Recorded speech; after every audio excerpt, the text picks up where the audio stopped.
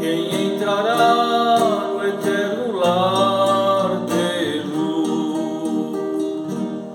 Quem hoje está a contemplar a cruz?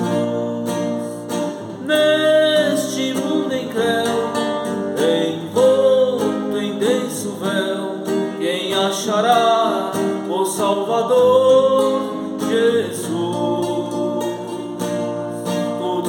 Ter graça e poder do além, dizes fazer em teu viver o bem, mas teu coração não sente a salvação, não entrarás na muito feliz mansão.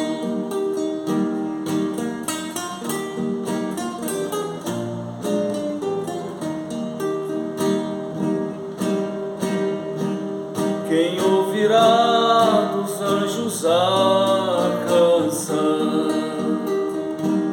que saudará a santa multidão? Quando além do mar a praia enfim chegar, quem transporá as portas de Sião? Lá entrarei e estarei aos pés do Salvador com os demais fiéis, que também terão no céu habitação, a quem verei desta feliz mansão.